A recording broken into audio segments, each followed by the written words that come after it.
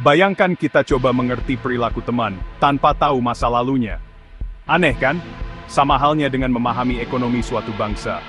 Untuk benar-benar memahami ekonomi Indonesia saat ini, kita harus kembali ke masa lalu.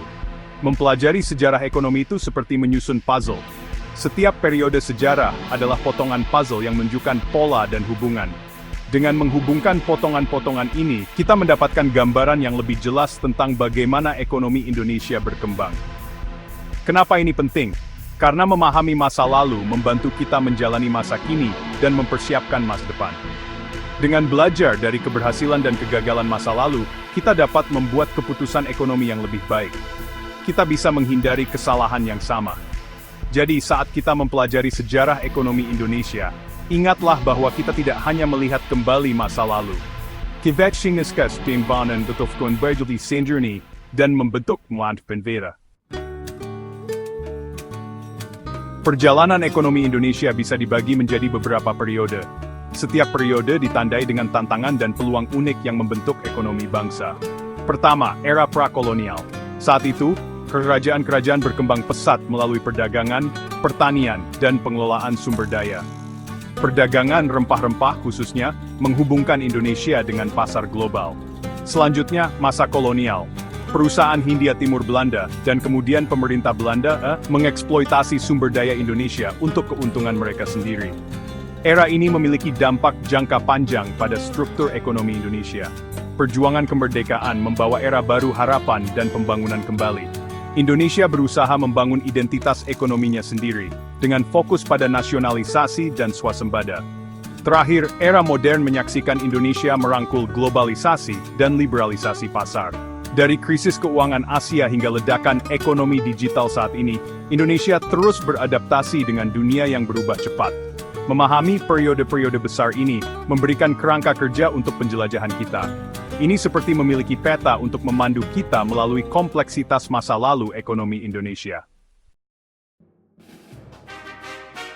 Dalam periode-periode besar ini, peristiwa-peristiwa tertentu menonjol sebagai titik balik dalam perjalanan ekonomi Indonesia. Peristiwa-peristiwa ini menawarkan pelajaran berharga tentang kekuatan yang telah membentuk bangsa. Periode kolonial Belanda, misalnya, meninggalkan warisan praktik ekonomi ekstraktif. Sistem tanam paksa yang memaksa petani menanam tanaman komersial terus memengaruhi praktik pertanian hingga saat ini. Kemerdekaan membawa gelombang optimisme dan keinginan untuk mandiri. Namun, ketidakstabilan politik dan salah urus ekonomi menghambat pertumbuhan. Peralihan dari Soekarno ke Soeharto menandai perubahan signifikan dalam kebijakan ekonomi. Era Orde Baru di bawah Soeharto mengalami pertumbuhan ekonomi yang pesat didorong oleh investasi asing dan ekspor minyak. Namun, periode ini juga ditandai oleh kronisme dan ketidaksetaraan, yang berpuncak pada krisis keuangan Asia tahun 1997 hingga 1998. Krisis tersebut memaksa Indonesia untuk memikirkan kembali model ekonominya. Ini mengarah pada reformasi yang bertujuan untuk memperkuat sektor keuangan dan mempromosikan tata kelola yang baik. Dalam beberapa tahun terakhir, Indonesia telah muncul sebagai kekuatan ekonomi yang sedang naik daun, tetapi tantangan tetap ada dalam hal pengentasan kemiskinan dan pembangunan berkelanjutan. Peristiwa-peristiwa ini, baik positif maupun negatif, menyoroti pentingnya memahami kompleksitas sejarah ekonomi.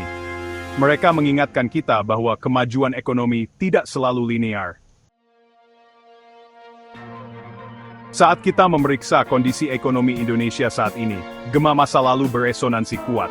Warisan kolonialisme, tantangan kemerdekaan, dan pelajaran dari krisis masa lalu terus memengaruhi keputusan kebijakan saat ini. Misalnya, upaya pemerintah untuk meningkatkan infrastruktur dan konektivitas dapat dilihat sebagai respons terhadap warisan sejarah pembangunan yang tidak merata. Demikian pula, dorongan untuk diversifikasi ekonomi mencerminkan keinginan untuk menghindari jebakan ketergantungan yang berlebihan pada satu sektor, seperti yang dialami selama booming minyak. Selain itu, pelajaran yang dipetik dari krisis keuangan Asia telah mengarah pada pendekatan yang lebih bijaksana terhadap manajemen keuangan. Indonesia juga telah menjadi pendukung kuat untuk kerjasama regional dan tatanan ekonomi global yang lebih adil. Memahami hubungan historis ini sangat penting untuk pembuatan kebijakan yang terinformasi. Ini membantu kita mengidentifikasi akar penyebab tantangan ekonomi saat ini, dan merancang solusi yang mengatasinya secara efektif. Dengan belajar dari masa lalu, Indonesia dapat memetakan arah menuju masa depan yang lebih sejahtera dan adil. Ingat, sejarah bukan hanya tentang tanggal dan peristiwa, ini tentang memahami kekuatan yang membentuk dunia kita saat ini.